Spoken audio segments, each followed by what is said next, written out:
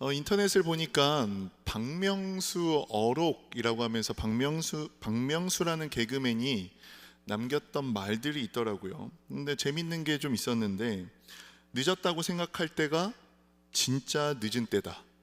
그러니 지금 당장 시작하라. 굉장히 이것도 되게 와닿았었는데, 공부 안 하면 더울 때 더운 데서 일하고 추울 때 추운 데서 일한다. 일찍 일어나는 새가 피곤하다. 그 중에서 가장 와닿는 말 중에 하나가 바로 결혼은 좋은 짝을 만나는 게 아니라 좋은 짝이 되는 것이다. 이 말 굉장히 와닿았었습니다. 제가 이걸 왜 말씀드렸냐면, 여러분 그 중꺾마라는 말 많이 들어보셨죠? 중요한 건 꺾이지 않는 마음. 이게 이 출처를 좀 찾아보니까 22년도에 롤 월드 챔피언십이 있었는데, 거기서 데프트라는 선수가 패배한 후에 인터뷰를 했답니다. 근데 거기서 오늘 지긴 했지만 저희끼리만 안 무너지면 충분히 이길 수 있을 것 같습니다 라고 얘기를 했고, 한 기자가 이 인터뷰를 쓰고 기사 제목을 이렇게 썼답니다. 패배 괜찮아, 중요한 건 꺾이지 않는 마음. 그리고 이제 이 사람들이 우승을 하게 되자 이 기사 제목이 커뮤니티에 화제가 되면서 중꺾마라는 말이 유행하기 시작했답니다.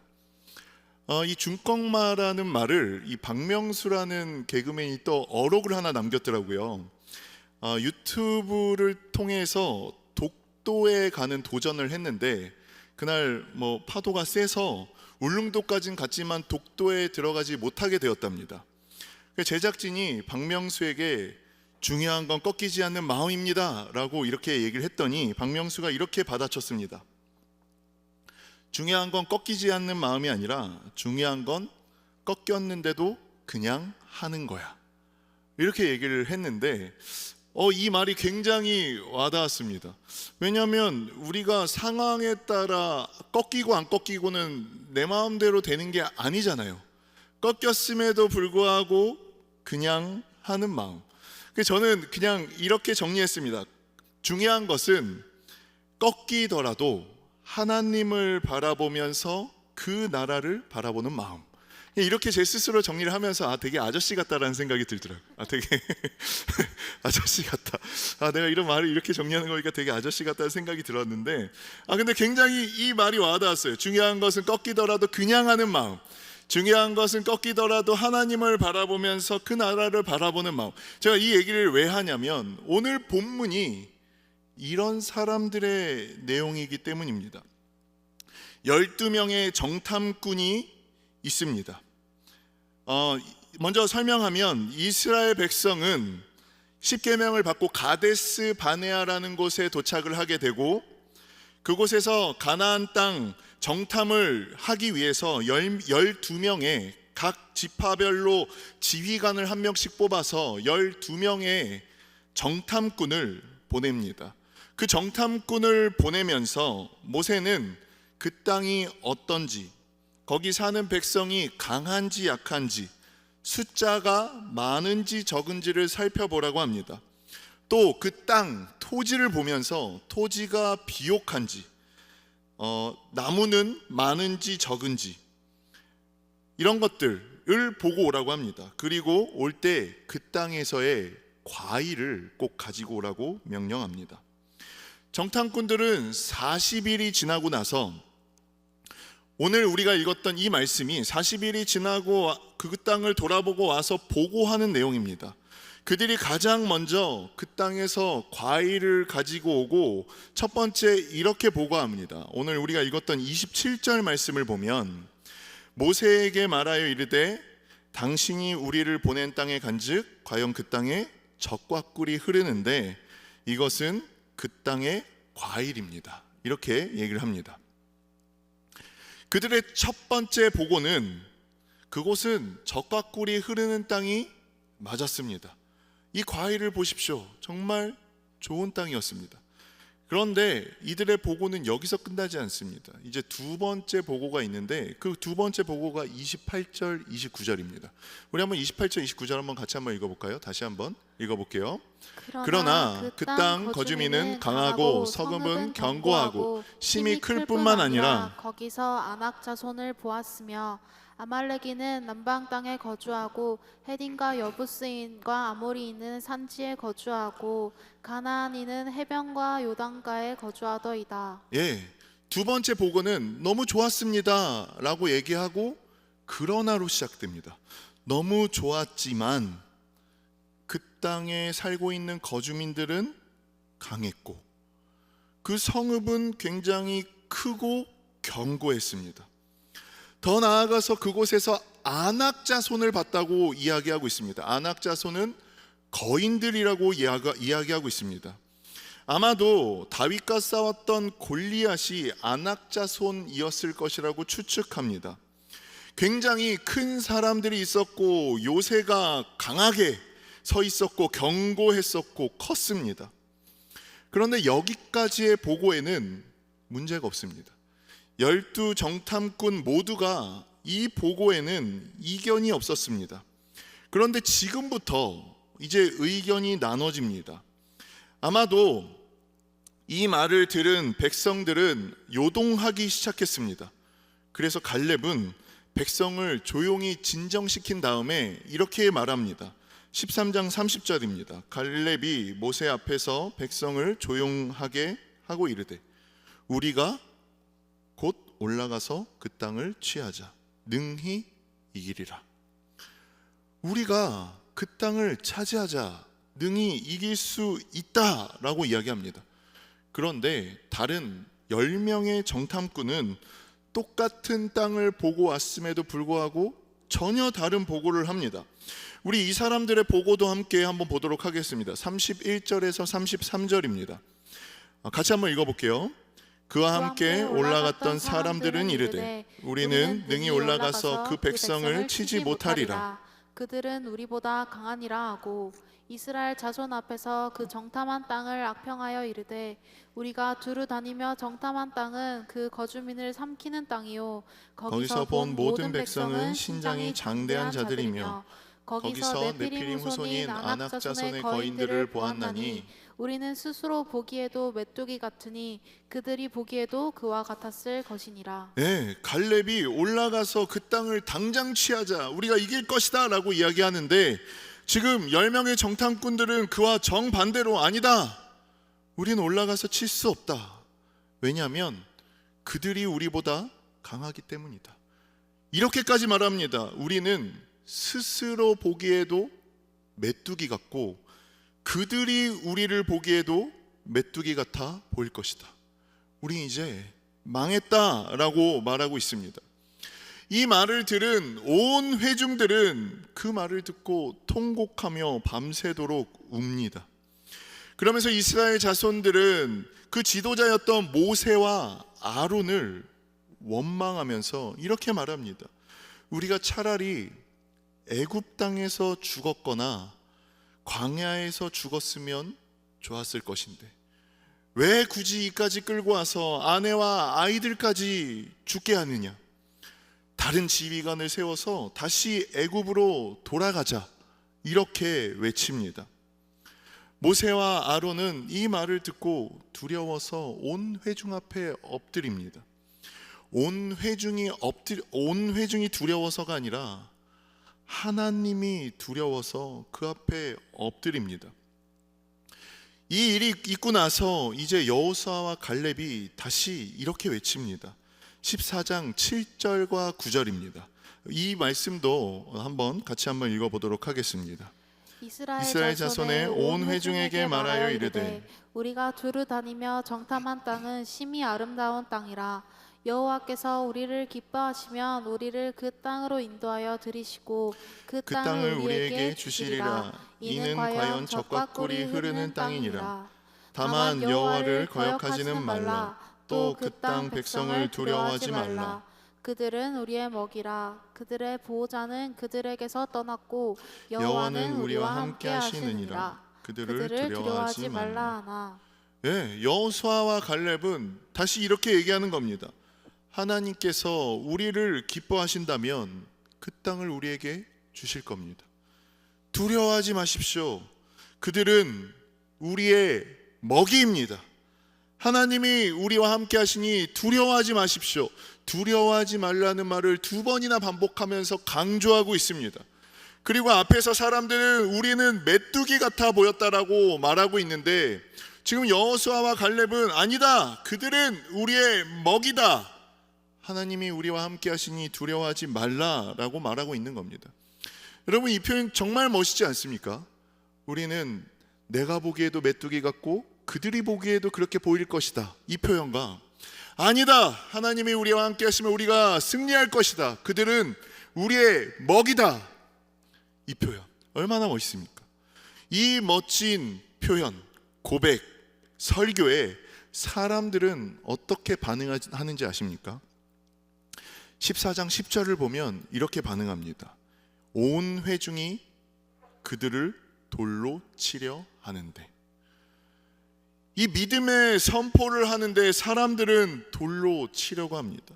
도대체 이 둘과 10명의 정탐꾼과 온 회중은 도대체 무슨 차이가 있길래 이렇게 관점이 다를까요? 우리가 가만히 사실 생각해 보면 이스라엘 백성들의 삶을 돌아보면 모든 것은 하나님의 은혜라고밖에 말할 수가 없습니다. 출애굽을 한 것도 하나님의 은혜였고, 홍해를 건넌 것도 하나님의 은혜였고, 중간에 아말렉과의 싸움 가운데 승리하게 된 것도 모두 그들의 힘으로 한 것이 아니라 하나님의 은혜였습니다. 사실 이스라엘 백성에게는 원망이 있어야 되는 것이 아니라 감사가 넘쳐야 했습니다. 더 이상 애굽에서 노예로 학대받지 않아도 되었기 때문입니다. 아마도 애굽에 계속 있었으면 평생 노예로 살면서 그냥 고생하며 기진하다가 죽게 되었을 것입니다. 거기에 바로왕은 분노해서 어린 자녀들을 다 죽이라고까지 명령했었습니다. 그런데 이제는 출애굽을 하게 되었고, 자녀가 눈앞에서 죽임당하는 것을 피할 수 있게 되었습니다. 출애굽을 해서는 또 어떻습니까? 구름 기둥으로 지켜주시면서 햇빛을 피하게 하셨고, 불 기둥으로 밤에는 추위를 피할 수 있도록 해주셨습니다. 매일 또 만나를 내리셔서 배고프지 않게 하셨고, 굶지 않을 수 있게 해주셨고, 이들이 고기를 요구하자 고기를 주셔서, 메추라기를 보내주셔서 고기를 먹을 수 있도록 해주셨습니다. 하지만 지금 이스라엘에게는 과거에 이런 하나님의 은혜는 다 잊어버리고 있습니다. 현재의 상황에, 현재의 두려움에 지금까지 오게 하신 그 하나님의 은혜는 모두 잊어버리고 있습니다. 이스라엘은 사실 하나님을 빼면, 하나님이 하신 일들을 빼면 이스라엘의 삶은 해석할 수 있는 것이 아무것도 없습니다. 어쩌면 우리의 삶도 마찬가지 아닙니까? 우리의 인생도 하나님을 빼면 해석할 수 있는 것이 아무것도 없습니다. 거기다가 나중에 이스라엘 사람들이 가나안 땅에 어떻게 들어가는지 아나요? 여리고 성을 얻기 위해서 그들이 한 것은 하루에 한 바퀴씩 돌고, 7째 날에 7바퀴를 돌고 나팔을 불고 소리를 지른 것밖에 없습니다. 그러자 여리고 성이 무너지게 되었고 여리고 성을 차지하게 되었습니다. 미래에 그들이 가나안 땅을 차지하게 된 것도 그들이 한 것이 아니라 하나님의 방법으로, 하나님의 은혜로 가나안 땅을 차지하게 되었습니다. 이스라엘 백성들이 하나님의 말씀에 순종했었더라면 40년을 미루지 않아도 될 수 있었습니다. 이들의 불평과 불만은 많은 희생을 낳고 가나안에 들어가는 것을 40년을 미루게 되었습니다. 이스라엘 백성들은 지금 과거의 모든 은혜를 잊어버리고 현재의 두려움의 모든 것이 다 잠식되어 버렸습니다. 사실 가나안이 강한 건 사실이었어요. 도저히 넘을 수 없는 요새와 특수부대와 같은 군인들이 있었던 것도 사실이었습니다. 하지만 그 사실로 인해서 하나님을 원망할 수는 없었습니다. 왜냐하면 하나님은 지금까지 그들을 지켜주셨고 그 땅도 하나님께서 주실 거라 약속하셨기 때문입니다. 하나님이 모세에게 약속하셨던 것은 애굽을 나오게 하는 것이 아니었습니다. 출애굽이 아니었습니다. 하나님이 모세에게 약속하신 것은 출애굽이 아니라 이스라엘 백성에게 약속하셨던 것은 바로 젖과 꿀이 흐르는 저 가나안 땅을 주시겠다라고 약속하셨었습니다. 약속의 땅은 애굽을 나오는 데서 끝나는 것이 아니라 가나안 땅을 차지하는 데 있었다는 겁니다. 그렇다면 이제 이 정탐꾼 10명과 여호수아와 갈렙 이 두 명의 차이가 무엇인 줄 아시겠습니까? 바로 이 10명과 2명의 차이는 과거와 미래를 바라보는 데 있습니다. 현재를 기준으로 하나님은 과거를 완벽하게 지켜오셨고 미래에도 여전히 똑같이 임하실 것이라고 늘 말씀해 주셨습니다. 우리가 읽었던 이 민수기 말씀을 신명기 1장에 똑같이 말씀하는 부분이 있는데 모세가 신명기 1장 21절을 보면 이렇게 말씀합니다. 너희의 하나님 여호와께서 이 땅을 너희 앞에 두셨은즉 너희 조상의 하나님 여호와께서 너희에게 이르신 대로 올라가서 차지하라. 두려워하지 말라. 주저하지 말라. 하나님께서 그 땅을 주셨으니 차지하라고 합니다. 그리고 정탐꾼들을 보냅니다. 그런데 정탐꾼들이 돌아와서 원망하기 시작했고 그 반응에 사람들은 두려워하기 시작했습니다. 그 두려워하는 모습을 보면서 모세가 백성들에게 이렇게 말합니다. 신명기 1장 29절에서 33절입니다. 우리 좀 길지만 다시 한번 이 부분도 한번 읽어보도록 하겠습니다. 내가 너희에게 말하기를 그들을 무서워하지 말라 두려워하지 말라 너희보다 먼저 가시는 너희의 하나님 여호와께서 애굽에 너희를 위하여 너희 목전에서 모든 일을 행하신 것 같이 이제도 너희를 위하여 싸우실 것이며 광야에서도 너희가 당하였거니와 사람이 자기의 아들을 낳는 것 같이 너희의 하나님 여호와께서 너희가 걸어온 길에서 너희를 안으사 이곳까지 이르게 하셨느니라 하나 이 일에 너희가 너희의 하나님 여호와를 믿지 아니하였도다.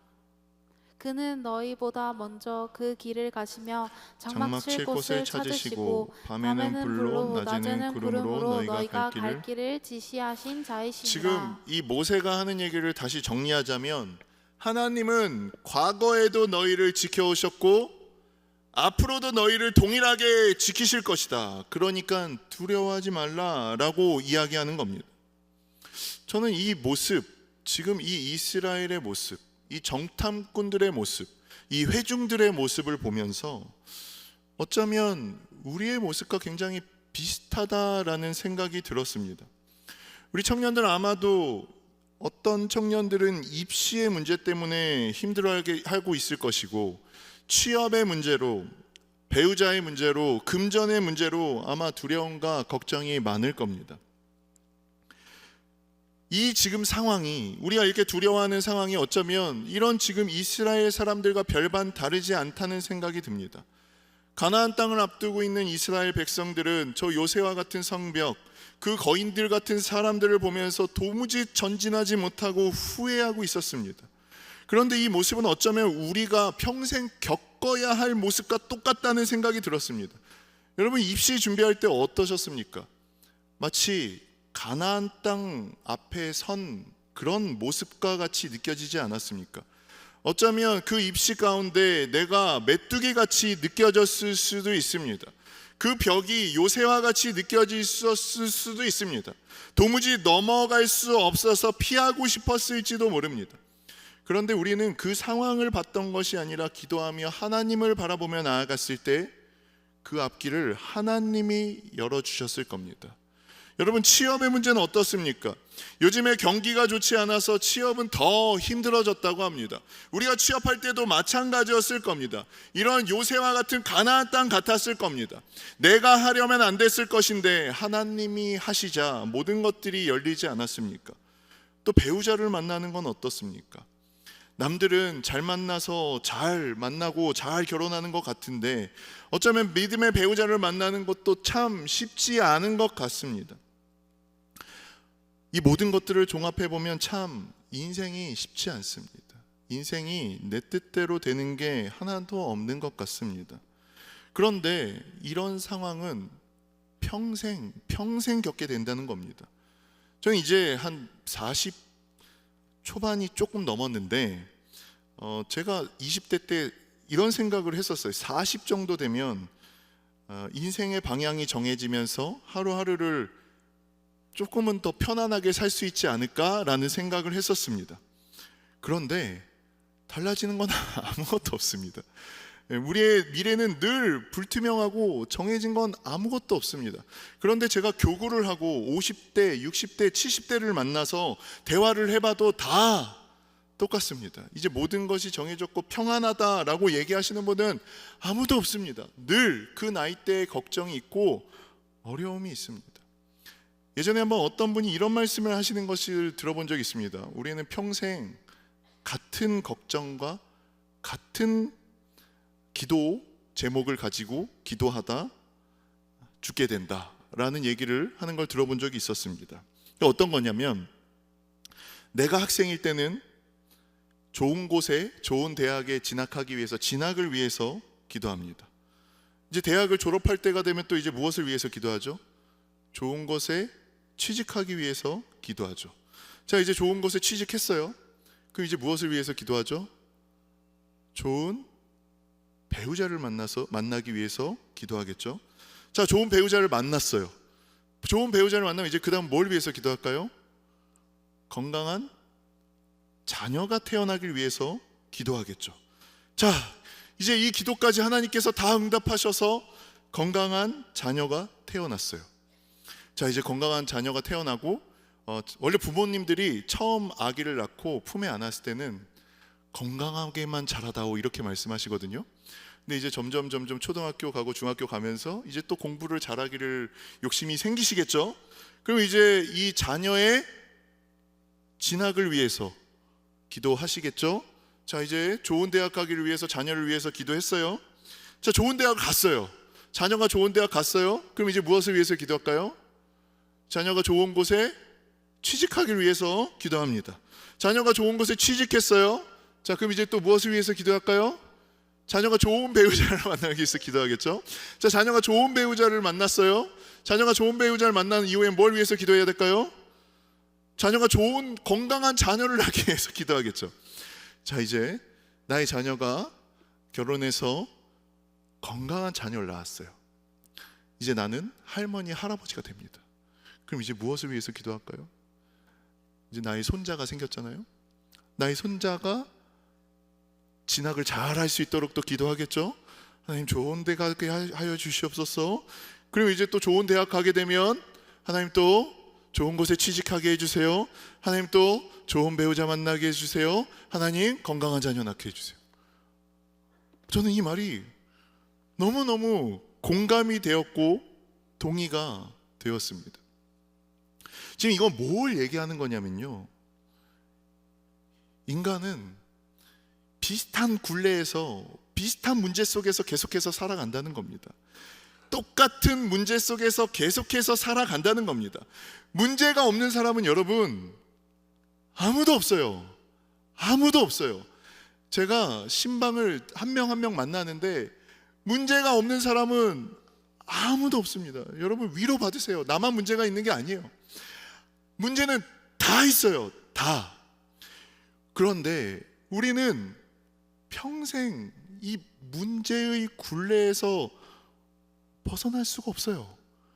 우린 평생 이 문제 속에 살아갈 수밖에 없는 존재라는 겁니다. 그런데 우리는 언제까지 이 문제에서 이 10명의 정탐꾼과 같이 그 벽에 가로막혀서 마치 내가 메뚜기 같이 어리석은 자가 아닌가라고 생각하며 살아가고 있진 않느냐는 말이죠. 평생 이 문제를 우리가 겪어갈 건데 언제까지 이 10명의 정탐꾼과 같이 안 돼, 할 수 없어 라고 살아가겠느냐 말이죠. 이 문제는 계속 있을 겁니다. 이 문제에 두 가지 반응을 보이는 사람을 봤습니다. 첫 번째, 열매의 정탐꾼이요. 메뚜기 같아 보입니다. 내가 메뚜기 같아 보여. 안 될 것 같아. 도저히 할 수 없을 것 같아. 좌절해요. 기도도 하지만 믿음보다는 좌절합니다.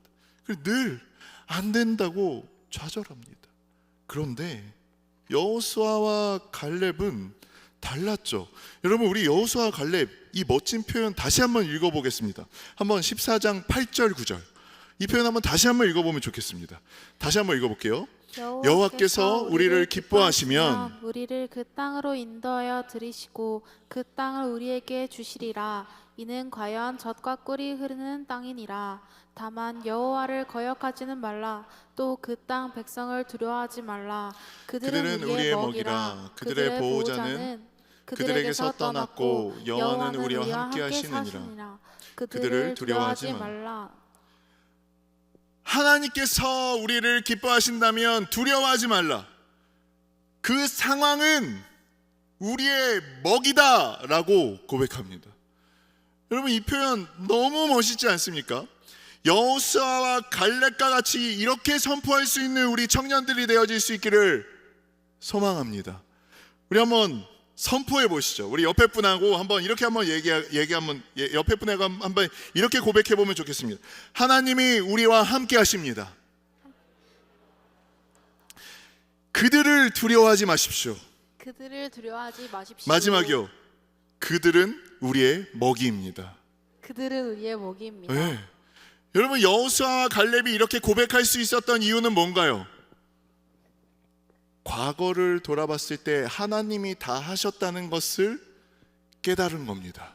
인정한 겁니다. 과거를 살아왔을 때, 이 과거를 돌아봤을 때 내가 한 것이 아무것도 없었음을 고백하는 겁니다.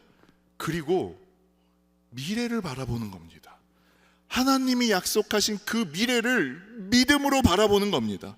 히브리서 11장 1절 2절은 이렇게 말씀합니다. 믿음은 바라는 것들의 실상이요 보이지 않는 것들의 증거니 선진들이 이로써 증거를 얻었느니라. 믿음은 미래에 하실 그 하나님의 일을 현재로 가지고 와서 현재를 살아가는 겁니다. 현재를 살아내는 겁니다. 미래는 현재로 살아내는 겁니다. 미래를 현재로 살아내는 겁니다. 여호수아와 갈렙은 미래를 현재로 가지고 온 거예요. 그리고 승리할 거라는 그 확신을 가지고 선포하게 된 겁니다. 사탄은요, 여러분, 사탄은 과거와 미래를 방해해서 현재를 살아가지 못하게 합니다. 과거를 어떻게 방해하느냐? 너가 이런 거 했잖아. 너 이런 거 했는데 네가 이렇게 살아가는 게 될 것 같아? 마땅할 것 같아? 너 이런 놈이었잖아. 너 이런 사람이었잖아. 이런 식으로 계속해서 과거를 통해서 현재를 살아가지 못하게 하는 겁니다. 그리고 미래를 두려워하게 하는 거예요. 미래를 두려워하게 함으로 인해서 현재를 두려움과 불안으로 살아가게 하는 겁니다. 하지만 우리 하나님은 과거는 다 잊어버리시겠다고 합니다. 그리고 미래는 내가 하겠다라고 말씀합니다. 이사야 43장 18절 19절 너희는 이전 일을 기억하지 말며 옛날 일을 생각하지 말라. 보라, 내가 새 일을 행하리니 이제 나타낼 것이라.